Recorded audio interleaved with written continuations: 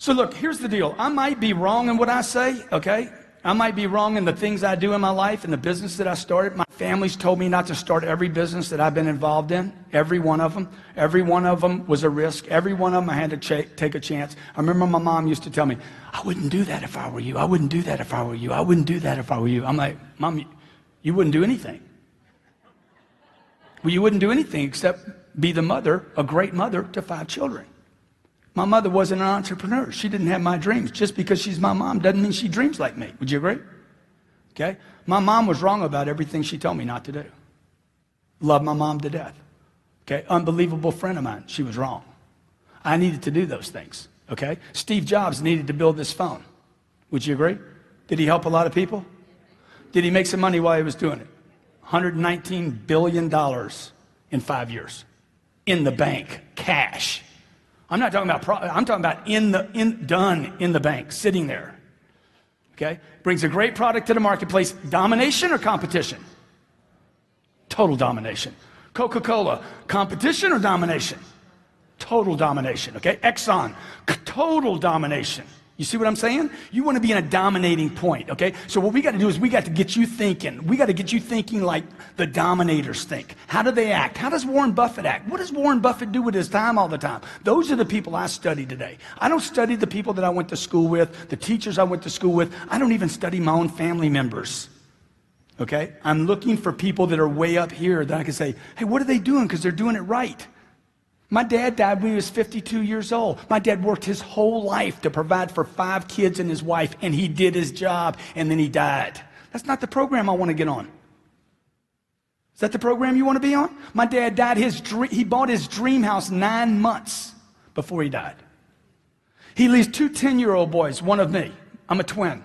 2 10-year-old boys, never got to enjoy us. I never got to enjoy him. Why? Because he worked so hard with no concept of freedom. He had a good job, he made some money, but he is basically imprisoned in his thinking that work is hard. It's difficult to compete. Would you agree? Real estate's difficult. How many agree it's difficult? And when it gets good, what happens? Everybody comes into it, right? And then you're like, what's this guy doing it? Okay, what's this guy doing right now? So I look to surround myself with people that can dominate, people that are certain, okay, people that know what they're doing, people that are in control. So when I say I'll be uncertain, I might be wrong. I might be wrong about it. Would you agree? Like I'm leaving California. I might be wrong, but I'm certain in my wrongness. Somebody said, how do you know you're going to like Miami? Look, I've already made a decision. I'm going to Miami. I'm moving to Miami. I'm going to like Miami. Why don't you go try it out? Don't need to try it out. I'm committed. Of course I need a realtor. Okay, no offense, but it's a dumb question. Why would you ask me, do I need a realtor? Do you think I don't need a realtor? No, I got the internet. I mean, really. See, those are things you're asking out of an old economy. You got to change some of your pitch. You got to think different. Austin, Texas. I don't own anything in Austin 1 year ago. Last October, I'm in an exchange out of California. I find a piece of property on the internet. It's called the Monolino Apartments in Round Rock, Texas. Anybody know that property? Property's been on the market for 10 months. It's 242 units. It cash flows right now. It's a great property, 10 years old. I call this guy the king of Austin commercial real estate. Charles, Grant Cardone from Los Angeles, California. I want to buy Round Rock. Yeah, sure. Now, this guy's the king. He's a legend. Okay? But you see, all legends have this cycle where they legend and then they lose interest. And they keep coasting as legends, and then what happens? They're not running the game anymore. They don't want to dominate. They're resting on yesterday's laurels. They're not reading anymore. They're not studying anymore. They're not coming to conferences anymore. Right? They're not in the game anymore. They're not preparing anymore. I'm listening to the phone call, okay? Because I think everything is in terms of domination. Everything, every phone call I'm on, every email, I'm looking all the time for that moment where I can seize an opportunity like Alex did with stealing some of my people. Okay? Okay? A true American he is. I like that about you, dude. Okay? See, that's a guy I can trust. That's the kind of guy I'd want to be in a partnership with. Not somebody I wouldn't trust. Why? Because he's aggressive, dude. He's a winner. That's why you came. I don't want to be around people. Hey, you resting? You've been working so hard. Oh my God, man, when are you going to take a vacation? I mean, get a little break. You know, my assistant said, you need to get some rest. I'm going to get to a hotel when you red-eye into Orlando tonight. I'm going to get you a hotel. I'm like, hey, man, I don't need a hotel. I asked you for a hotel. Don't be stupid. Hey, you don't know if I'm tired or not. You're tired. You go get some rest. I'm fine. How many of you not, if you ever seen anybody die from work, I want to see your hand. You ever seen that happen? Ain't going to happen to you. People are dying every day. They don't get burnt out. You don't get burnt out. You lose your purpose. You lose your purpose. You lose your meaning. When I'm tired, I look at my purpose. What's my purpose? Okay, what's my purpose? Oh, my game's not big enough. My game's not big enough. My game's not big enough. I'm not interested anymore. Right? So here I am, Lehman's collapsed, it folds up. I got real estate tied up, okay? I start blowing these books out. Every 6 months I'm writing a book. And then I start expanding back in the marketplace with real estate. I started looking for opportunities in real estate. I called this Charles Sakar guy up. I'm like, hey, that 242 units in Round Rock, I want to buy it. This is what he tells me. I've never sold anything to anybody in California. I said, well, dude, we're going to go ahead and break that up for you, okay? You're not going to be able to say that. You guys are too difficult to work with. I'm like, dude, I'm the easiest close you will ever get in your life. What am I doing right now? He's like, look, the seller wants full price. Product's been on the marketplace for 10 months. I don't tell Charles it's been on the market for 10 months. I don't tell Charles it's overpriced. This is what I tell Charles. I'm going to buy it. I'm going to close in 30 days. I'm going there tomorrow. I'll be there tomorrow. I'm on a plane tomorrow. Would you at least drive over there and meet me? Okay, it's 2,000 miles for me, and it's probably 18 miles for you. I'm going to pay full price for it, Charlie, okay? It's going to be the easiest deal you ever did in your whole freaking life, okay? I guarantee I'll get a loan or I'll pay cash for it. Would you meet me tomorrow, please? What am I doing right now?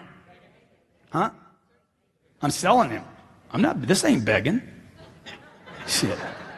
This is begging. Charles, please, Charles. Please, Charles. Charlie, please. Please, Charles. I'm selling Charlie right now. Why? A buyer has to sell. To get a loan, I got to sell the bank. You guys aren't in real estate. You're business people. And every business person has to sell. You show me one business that doesn't have to sell. The day Steve Jobs died, they called him everything. Inventor, genius, world changer, ding the universe. They called him all these things. Not one tweet, and there was hundreds of thousands of tweets. Not one tweet said, Steve Jobs, master salesperson. But that's what he was. Why? Because in America, we have this disdain for selling. We have a hate, a dislike. You don't even put it on your business cards, do you? Oh, shit, I can't put that on there. No, I'll call myself anything but a salesperson. Right? You tell me somebody that's not a salesperson. What do you think? What happened? If you go to India, you go to Mexico, or you go to China, and I walk in a room and say, I am a master salesperson. I know everything about a sale. I know as much about selling as a neurosurgeon knows about the brain. I know when somebody says budget, it's over our budget, I actually know that means they'll go over their budget. You don't know that. You don't know that. You don't understand when somebody says they have a budget, if you really break that down, you'd understand that they're actually saying, I've bought from everybody except you. And that's why I put a budget in place. I'm trying to control my urge to purchase. So when somebody says to me, but it's more money than we planned on. Oh, I'm with you. Sign right there. It won't be the first time. All right, you're right. Let's do it. The product's too much money. Do you hear that objection? You knew that before you called me. And you still made the phone call. Let's go see it today. Okay? I'm selling a piece of real estate and I'll come back to the Round Rock story. My house is being sold in Hollywood. Every realtor in town told me it was too much money. Every realtor is too much money. They said I was an idiot. They said I was stupid. They said he's insane, okay? The person that's going to buy my house is going to be a billionaire. It doesn't matter. $1 million here, $1 million there, it doesn't matter. Right? Does he overpay for everything? A guy that's worth $39 billion. Does he overpay for stuff? Huh? What do you think? Every day. So why shouldn't he overpay for my house? What's the difference, man? Come on, bro. It's just money. Let's roll. But selling my real estate in Hollywood during a tough market, I have to keep the realtor sold. You got to stay certain. How do you know it's overpriced? Alex was showing you numbers today. You were wrong for the last 30 years. Right? Miami, you can't buy anything in Miami. They said they had 10 years of condo stock in Miami. Dude, they got 2 months of condo stock or less. Okay? If you look at the prices in Miami, they are straight up and vertical. It's the hottest real estate market in the country. You got people from Argentina, Brazil coming in. You got people from Russia and Europe and France saying, this is cheap. This is a steal. See, people in the neighborhood never change the market. You know why? Because they're looking in the rearview mirror. How many of you drive a car? Next time you get in your car, I want you to pay attention to the windshield. Okay? It's that big. The rearview mirror is about that big. I could take my rearview mirrors out, jerk them out in my car because I have all my attention up in front of me. The other thing is I go extremely fast, so I don't have people on the side of me. I'd rather the ticket. I want to get there quick. I value my time. Do you? Right? So this Charles Sakar guy's like, oh my God, you're going to come out here. You really a buyer? Have you looked over stuff? Dude, I'll pay the full price. I'll do the deal. And what I realized was Charles Sakar was the wrong broker to list this property. He was doing this to everybody. He wasn't doing it just to me. Okay? I bought the property, paid full price, closed on a Thursday, put it back on the market the following Thursday for $18.6 million, closed in 3 months for 18.3, and I paid 16. This happened 6 months ago. In Austin, Texas, tough market to buy a product in. Would you agree? Multifamily product, B quality. A lot of institutions could look at that kind of product. It's big enough, okay? Look, you got to get in the game to dominate the game. You got to look for every opportunity. How many believe you're missing opportunities right now? They're coming past you. They're there. You got to get in the game. You can't be in a newspaper. You can't be on TV. You can't be watching Anderson Cooper in his little tight T-shirt and he comes out and thinks it's big news. I'm like, dude, everybody knew. Come on, bro. Okay? Biggest problems, okay? Number one, biggest problem is uncertainty. It's not competition. It's not the banks. It's not leverage. It's not competition. It is uncertainty. You're uncertain. If you're uncertain, I'm uncertain. Would you agree? You get uncertain, I don't know if I should do it or not. Number two, obscurity. I don't know who you are. If you don't know who I am, and that's why I told Alex, I said, let's do the video. I don't even think we did the video, did we? Yeah, we did the video, okay? People have to know who they're doing business with. If I'm obscure and you don't know me, okay, here Lehman's collapsed, nobody knows me. So I write a book. I write this book, come out with it. 6 months later, write a book on closing a deal, okay? We publish that book. We talk about it. This book comes out, If You're Not First, You're Last. I'm talking about it. This is in 1 year, 3 books, okay? If You're Not First, You're Last is a book about how to literally get people to not forget you, okay? That becomes a New York Times bestseller, and then I come out with the 10X rule. This outsells every other business book in airports. Now, why am I writing books? There's no money in books, folks. Why would I write 4 books? The average American reads 1 book a year. Why would I write books? Say again? Notoriety? I'm trying to cover up space. These are losers. I lose money selling books. Okay? Oh, that'd be great, yeah. This is Jared, by the way. Give Jared a big hand. Okay? Jared helped me win some money last night playing blackjack. We dominated. Okay? These people dominate. Look around this place. Can we get you something to drink, huh? Can I get you some cigarettes? Why are they doing that? They don't want you leaving that table. Can they get you insurance? I got some insurance for that 16. Dude, look, if they offer something to you in this town, don't take it. Why am I doing this? because I want readers to know me. The average American reads one book a year. The top CEOs in America read 5 books a month, 60 plus books a year. Okay, you want to be in the game? Read. I buy books. I don't care about the $30 the book costs. You know what I'm looking for? I'm looking for $1 million. Every book I open, I'm looking for $1 million. Okay? I quit looking for $10. I did that when I was a kid. I'm looking for millions now. I'm looking for $1 million. How many believe it's as much work to work for $10 as it is for $1 million? It's the same amount of work, man. Same amount of rejection, same amount of uphill. It's the same amount of bullshit.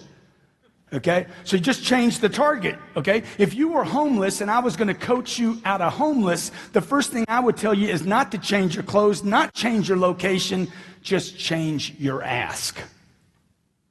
The ask. Dude, can you give me 100? How about 100, man? Just 100, man. How many believe he'd be better off at the end of the day if he was asking for 100 rather than a quarter? Just to change the amount you're asking for. Do you see what I'm saying? You know, when I go into an organization, I want to do the easy stuff, not the hard stuff. I don't want to change a guy's clothes, his location, and everything. I just want to change one little thing.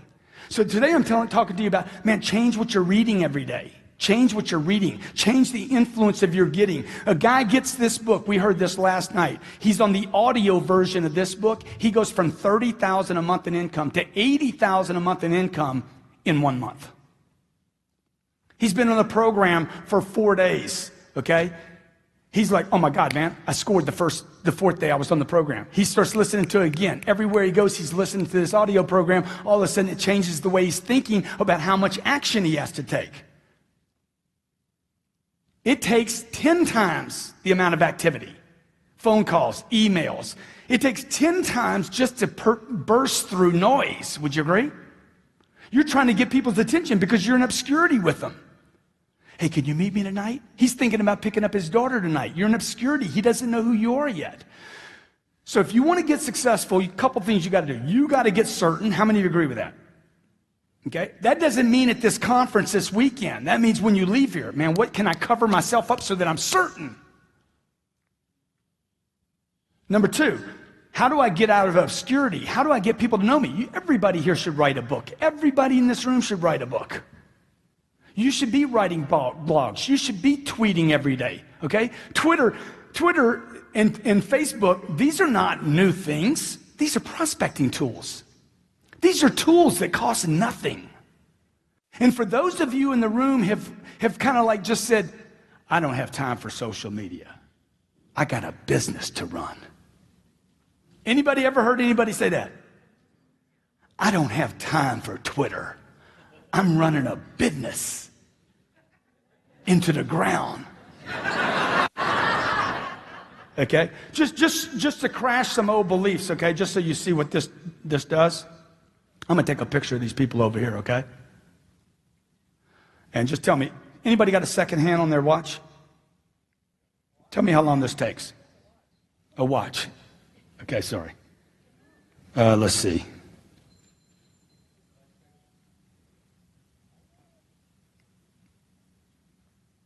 How long did that take? 10 seconds. 223,000 people will see that tweet. I don't have time for Twitter. No, you're competing and not dominating. You're not using the tools available to you. They're free. Facebook and Twitter are your friends.